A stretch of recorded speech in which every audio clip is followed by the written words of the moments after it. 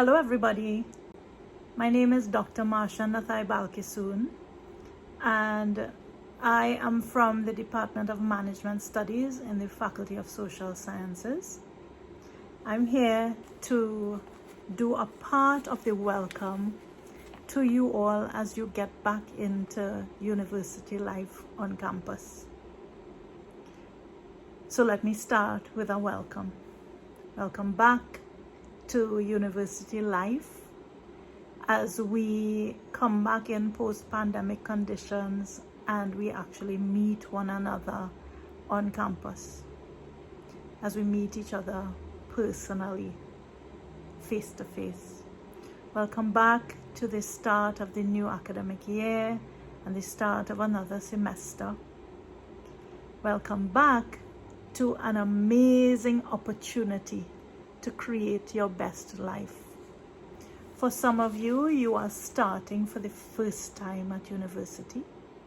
And for some of you, you all have already begun your university journey, but you may be stepping into a new modality in the face-to-face aspect of learning at the university, which is how everybody else pre-pandemic knew university to be. So I would like to do this session with you not as a one-way conversation from me just giving you information and just telling you what you need to absorb and take in. I want this to involve your participation because it gives you a lot more value if this is treated as a two-way conversation, if you are integrated into what we are discussing. So before you go any further in listening to what I have to say, I'd like you to press pause on this video and go get yourself a notebook and a pen. I say a notebook as opposed to a sheet of paper because I don't want you to lose the notes that you are going to take. These notes, I hope you are going to come back to again and again because they are going to help you to set the direction for your journey as you move forward through however long you have in your university life and perhaps even past that. So pause the video, go get your paper and your pen or your journal and your pen and come back here. All right. So now that you have your paper and your pen, let's start with a few questions. I want you after each question to pause the video and write down your responses to the question. And as we go through and I talk more past the questions, I want you to jot down the thoughts that come up for you, any aha moments that come up for you, any tips that stand out and you say, you know what, at some point I'm going to want to read this again. I'm going to want to mull over this some more. Most importantly, write down your intentions for yourself and for this journey. Keep notes because those notes are going to help you to keep motivated and focused. This is not always going to be an easy journey. No journey worth being on is always easy. But it's really, really important that you always keep checking in with yourself. All right. So here are the questions that I want to start with. 1. Why are you here? Why are you at university doing the program you are doing, following the course you are following? Pause, write down your answers. Question 2.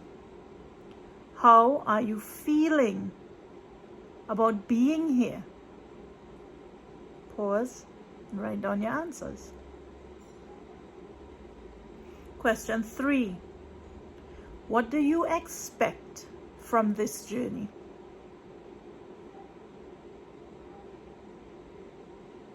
If you haven't paused, pause and write down your answers. 4. What are you planning to put into your time at the university? What are you planning to give, invest, create? 5, who do you want to be when you leave here? That's important. We often start things, but we don't think of where we want to end up.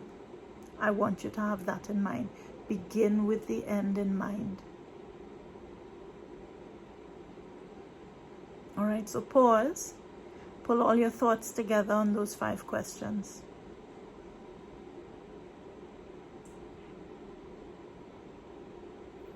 Good. Let's look at some answers that I typically get to these questions. Question 1 was, why are you here?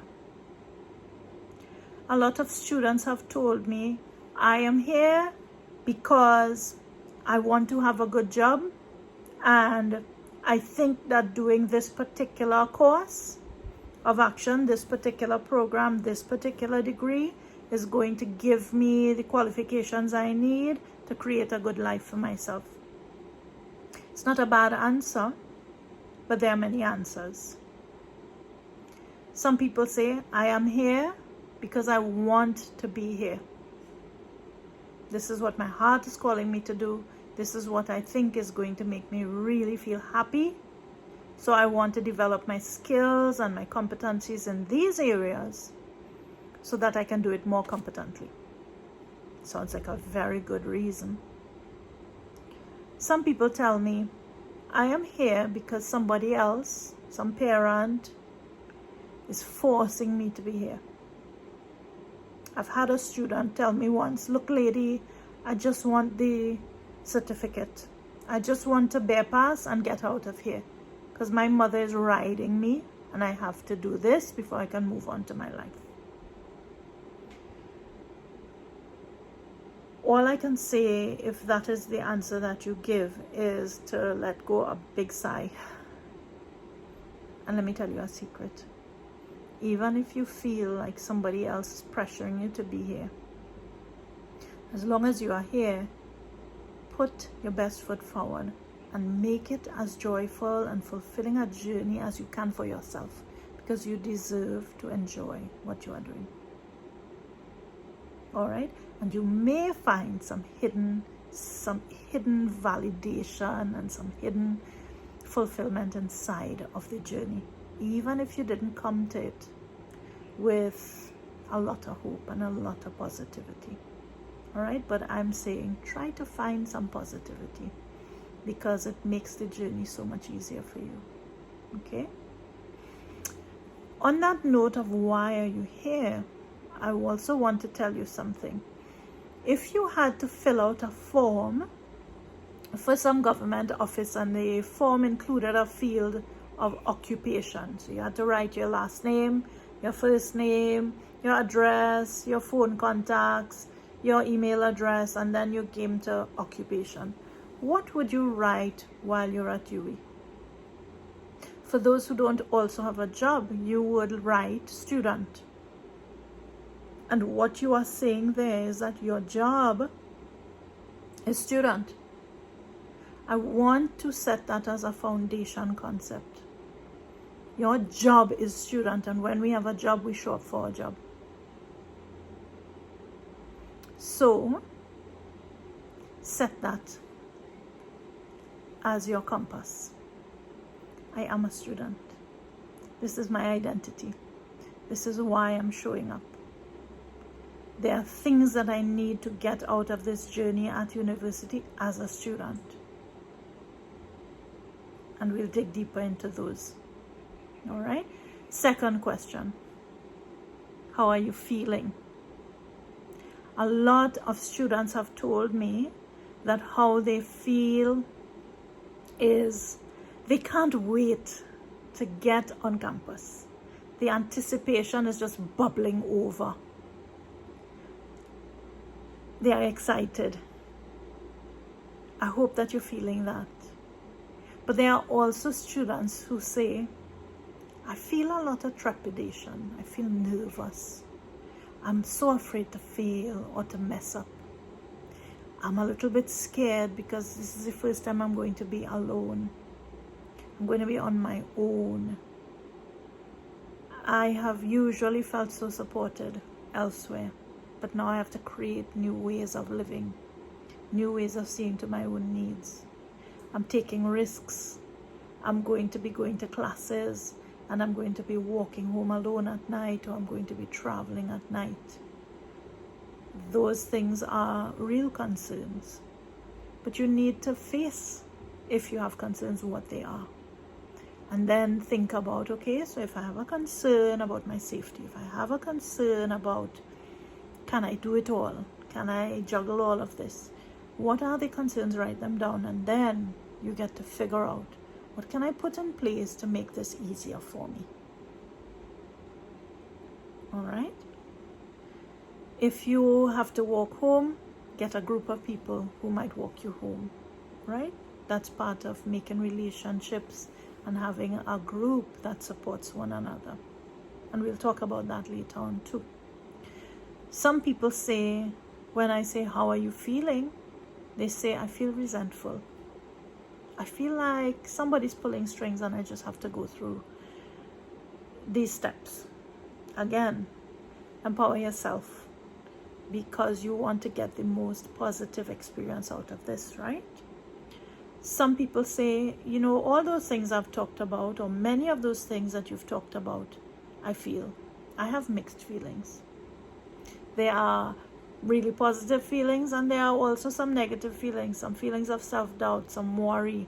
I wonder if I'm going to be letting down somebody. This might be my first, the first person in my family who is going to university. Or this is really making me feel shaky, the weight of all that I have to carry. Face what you feel, and then come up with how you can deal with them. Some people say, I feel so much determination. I'm here to crush this. I'm here to make myself proud. I'm here to make my family proud. I'm here to show people that they expected me to fail, and I'm not going to fail. Right? There are all of these possible things that you've written down. But use your answer to give you motivation. Okay? Find a way to twist your answer to pump yourself up, to make yourself show up, and to give you a better experience while here at university. Question 3 was, what do you expect from this journey? So I mentioned already, some people say, listen, I just want to finish. Just give me that certificate and let me move on. Some say, I'm showing up to do okay. I'll get out of here. I'll do okay. I'll move on with my life. Some people say, being on my own brings new challenges. And that brings opportunities. And it also brings a little bit of nervousness and fear and self-doubt and worry and so on. And some people say, me, I'm aiming to max out this experience. And I'm going to talk to you about how you can really squeeze this experience and take as much as you can from it to build a life that's coming, right? We don't wait for the life that comes after. Your life is today. Your life is every day of the journey. How are we going to make sure that you enjoy every step from here forward? Make the most of it. Question 4. What are you planning to put into your time at university? I'll just tell you what I think I would have liked you to incorporate into this answer. Because you see, what you give to your university experience is what you get. And therefore, here are the tips I'll give you around what you should be putting into your time at university. The first huge tip is show up. And by show up, there are so many aspects to this. Show up to class every day. If you have a class at 8 o'clock, do not sleep. Wake up and show up for class, because showing up for class is showing up for yourself. I know it's hard. I also know that it's pretty easy when you're living on your own to wake late at night and to be on social media and to not manage your own time well enough so that you feel really tired in the morning. Or you might say, well, I'm a night owl. I don't do well in the morning. Neither do I. I am a night owl. But we have to show up. All right? If you want to learning secondhand, looking at a video, taking somebody else's notes, asking somebody what did I miss, and just reading the text, that doesn't make up for showing up in class, for listening to your lecturer, for asking questions, for volunteering answers when your lecturer asks you questions. Now, I'm not saying it's the easiest thing, but show up and receive your information firsthand. Show up and extend yourself. Take risks to try to answer even when you don't know. Prepare the material before you go to class. When you go to class and your teacher teaches it or your lecturer lectures it, there are going to be things that just miss you. And you say, listen, I read the chapter, I did some prep, I'm listening to the teacher, and I still don't get it. That's the perfect opportunity to say, excuse me, I don't follow. I did prepare, and I still don't get that concept. I still don't understand how to apply that formula. I still don't think I can create a solution. That's the benefit of sitting there in the first person. I am here looking in the present at the teaching happening. I am here learning actively. All right? So show up to class every day, to every tutorial. Do all of your worksheets. Do all of your coursework. Do your part on all your group assignments. Do not just cop out and go silent, and when people communicating with you on the WhatsApp chat, you just silent and not saying, well, I'm not ready, or here's where I am, giving updates and so on to the rest of your group. This is basic respect. This is the way that people should communicate. Hold yourself to that standard.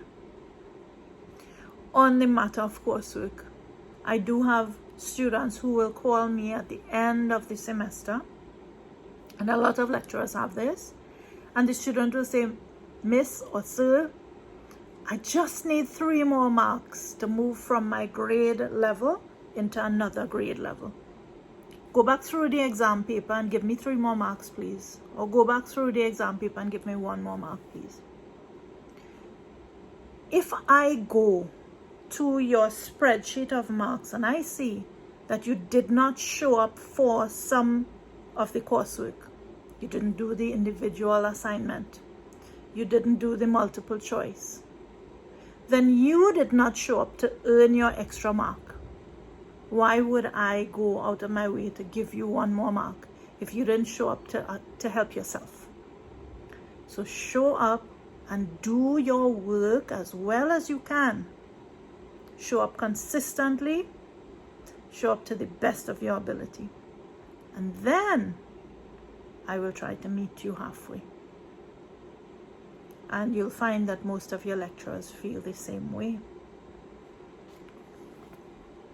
Don't cop out when you choose the assignment to do.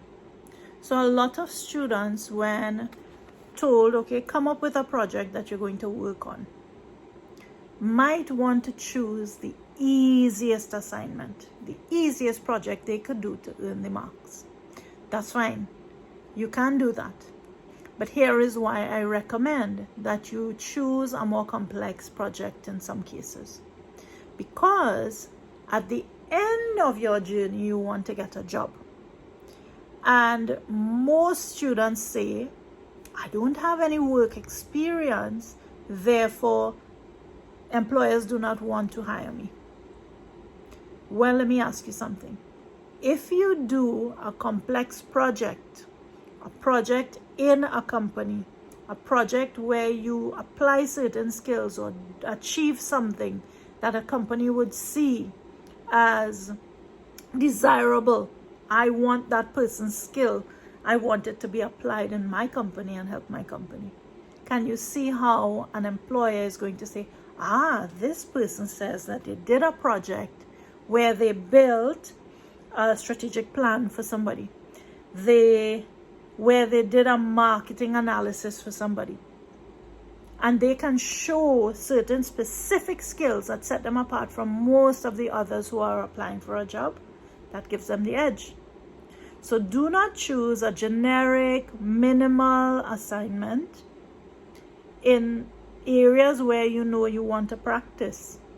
Stretch yourself, because the assignment that you do might be the reason that an employer opens the door and says, please come to an interview with us, or we'd like to hire you. All right? Communicate with your lecturer. I have students that in some classes I really never see.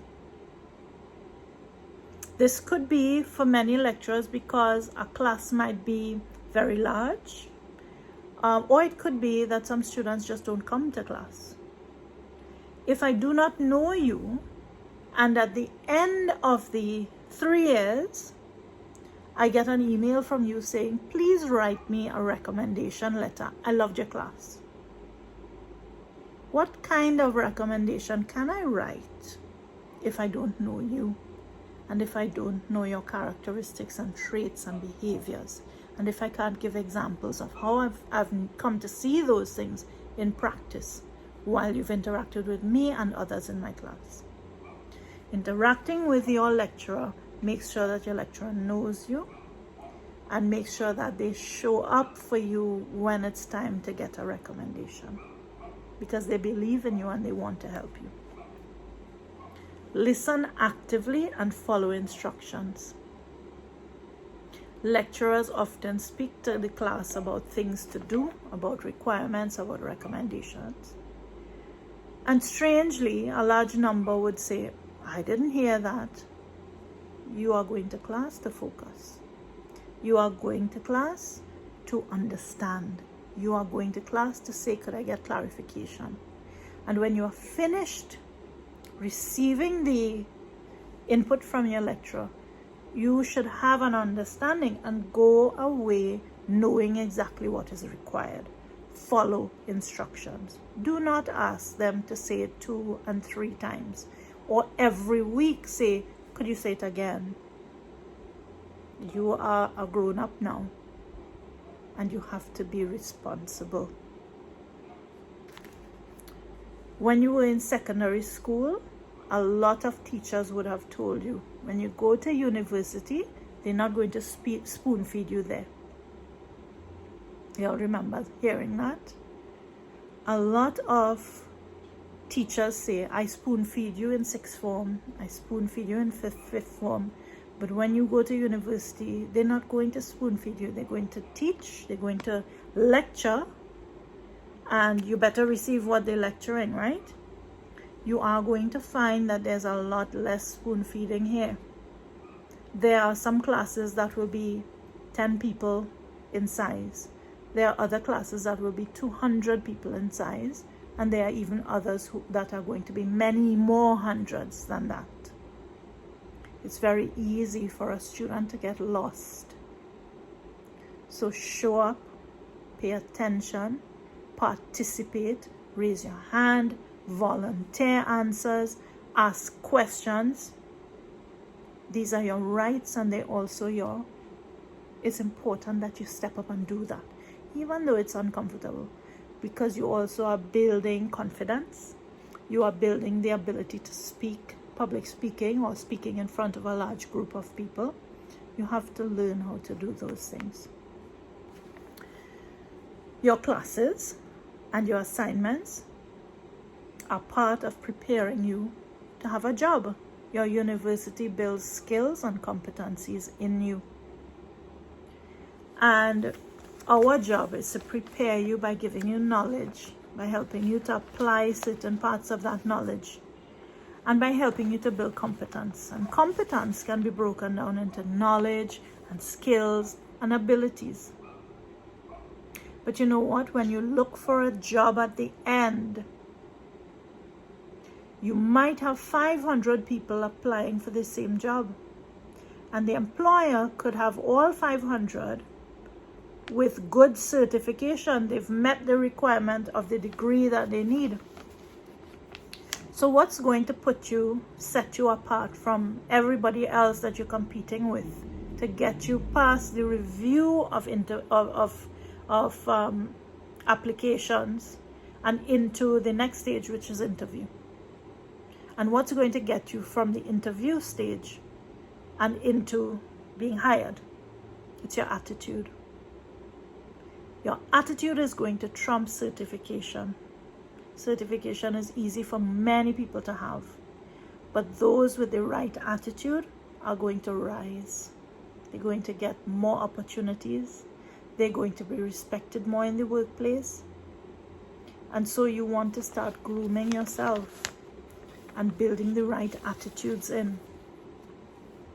So a lot of what I'm saying so far revolves around attitude, right? And how it impacts on the way that you act and the way that you think while you're at university. Try to always look at your experience in university as allowing you to stretch and grow and become a problem solver. That means that you don't always have to have the answer. That means that your teacher does not always have to give you the answer. It means that you learn to think beyond what is on a page and apply what is on the page. Apply what is being taught to come up with innovative or creative solutions to problems that may be posed to you. When you get to second and third year, a higher amount of problem solving needs to be done, and much less just knowledge, learning, reading, regurgitating needs to happen. So in first year, you may be learning a lot of knowledge. By the time second and third year come around, don't expect your exams to always be about what I've taught you, what you've been taught in class. It is about using what is taught and applying it to solve some real world complex problem. So don't cheat yourself by not showing up. You are not cheating your fellow students. You are not cheating your teacher when you don't show up. When you don't show up, you are stymieing your own growth and you're cheating yourself. So that's a big one for me. Show up. Second big tip is ensure that you create a full university experience for yourself. And that means, although I've stressed academics a lot so far, that academics is not all of this experience. It's so important that academics not be all that you experience while at university. Learn to live a balanced life at UE. Learn to have fun and learn to work. So university life cannot be all academics, and it also cannot be all play. So it's not video games all night. It's not going out and liming in the clubs all night. It's not drinking and playing cards all day. It's really important that you find balance, because this sets the tone for the rest of your life. So don't always be about focusing in a serious way on everything, and don't always be about kicking around. Yes, it's nice to be cool and it's nice to be liked. Certainly fit in time to build relationships. And I want to spend a couple of minutes talking about the importance of building relationships. I have a lot of students who in third year say to me, Miss, I don't have any friends. And I'm taken aback. At least I used to be. I'm like, you were here 3 years or more than 3 years and you have no friends?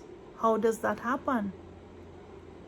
And people often say, well, we communicate when we are in groups, even though we sit next to each other in classrooms. We leave the class and we communicate on a device. Your device should not be your best friend when you come out of university. Your device cannot be your best friend while you are in university. We are human. We look for human connection. That's what keeps us healthy and happy. It's connection. Please make that a priority, to be connected to other people, because it keeps you mentally healthy. Do not just rely on texting people. Don't sit next to your friend and send them a joke and they send back that they're laughing.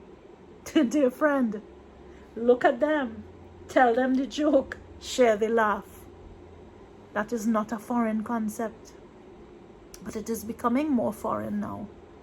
And I encourage you to claw your way back to building real human connections, because the friendships that you build here will hold you up when you're under stress, and they will last long beyond your degree program. 25 years in the future, some of your friends from university will still be your friends. They will be your best man or your bridesmaid at your wedding. They will be the godmother or godfather to your children. They will be the people in your network who open doors for you to get jobs when job opportunities arise. They will be the people who write recommendations to open doors to you. They will be the people that you call to cry to when things go wrong in your life. Not only in the 3 years in university, but way beyond. This is an investment in the rest of your life. So be there for others and ask others to be there for you. And that requires you to take a risk and show who you are authentically and to show your imperfections. You do not have to be perfect to be worthy of love. Trust that you can show yourself. Even when you know nobody in your class, begin to show yourself. Here's an easy way to do that. You are in class, you know nobody, you look to the person next to you and you say, I noticed you just came in, you were late by 10 minutes. I have the notes for the first 10 minutes. After class, I'll give it to you. It's not hard. Extend yourself a little bit for somebody. Bet you the next time that person will find you and sit next to you. And when you need to be pulled out of a situation, you can turn to them and say, listen, I'm not going to be here for half an hour next week. Could I get the notes from you? Or would you like to get a cup of tea together, or could we eat lunch together? Start building that friendship. Small actions can change the experience for you. And you will find that it's a much happier way to go through university, to have a few very close friends and to have a larger social circle, even if, like me, you are an introvert. Okay? That also helps you to speak up if you're an introvert, by the way. So use the university experience to discover your field, and also use the university experience to discover, to explore who you are, what your talents are, what your dreams are, what your values are, what your character is like. See what you love about yourself and develop that. See what you don't love about yourself and see if you want to develop that too. Develop on that. Change certain things. Find out what lights you up. And find ways that you could lean into what lights you up and make what makes you love life. Lean into that and find ways to weave that into your academic studies. Explore your curriculum, which means do what your courses are. But there's also room for extracurricular growth at UE. So think about how you can grow. There are extracurricular courses that you might be able to explore. There are also, you have some mandatory courses or core courses in your program, and many of you are going to have spaces that are considered free electives in your program. So you can pick up a few courses from anywhere in year 2 and year 3 often. If you have free electives, explore new areas that help you to find other aspects of yourself you would not normally have explored. For example, are there creative and festival arts? Is there a creative and festival arts course that you might want to do? Something to do with singing or music or steel pan? Is there a communication course you'd like to do that will help you to write better, to speak in public better, to market better, to do art better? Can you build your financial management skills, your computer skills, your foreign language skills? This is a really important one. Can you build your entrepreneurial skills? Because in this wrongs partner, you can't guarantee that it's going to be all that easy to get a job, right? But the other side of the coin is, maybe you don't need to be working for somebody in the first place. Who says that you shouldn't be working for yourself? And all of the profit that you would have made for somebody else's pocket can go into your own pocket. And you can create a business that you can be proud of, fulfilled in, and also profitable with. So those are important things that I want you to bear in mind as you choose the courses and navigate your way through university. So I've spoken a lot about building relationships, and there are some attitude things that tie in with that and maybe go beyond as well. Make sure you don't leave the university, as I said, without friends, and don't let your phone be your best friend in university or after. Give support to others, be very generous, but not to the point where you never give support to yourself. Ask for support from others. Be a person who keeps your word. Be resourceful. Find solutions. It's okay for you to fail sometimes, to fall down sometimes. When you make mistakes or fail, learn from the mistake. If you fail a course, don't give up and think that you're worthless. Don't call yourself names. Don't let anybody else call you names either. But stand up again. Learn from why you failed. Learn from how you made a mistake and do it better next time. Stretch yourself. Keep stretching yourself. Hold yourself to higher standards than you hold for anybody else. But be kind enough to yourself that you don't put yourself down, or else life won't feel like it's a very nice place, and life is meant to be enjoyed. Be respectful to yourself. Be respectful to your peers, and please be respectful to your lecturers. Learn how to communicate, how to talk to people. Learn how to write to people.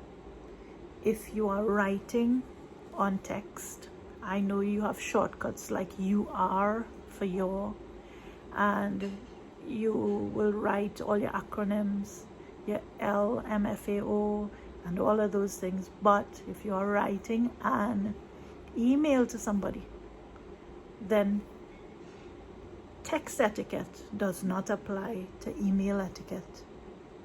Emails are formal and you write properly. If you're writing to your lecturer, dear Dr. So-and-so, dear sir. This is practice, because when you write to somebody for an interview, you have to write in a certain way, or else you will not be considered. Take the time to spell people's names properly. Take the time to write full sentences. Take the time to be polite and introduce something.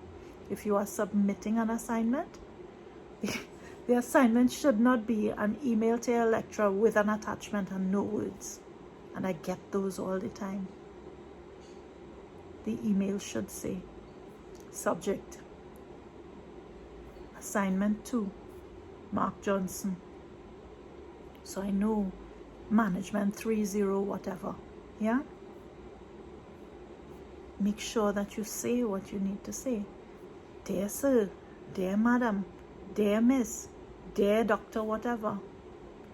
Attached, please find my assignment for coursework number 2 of your course and the course code and name.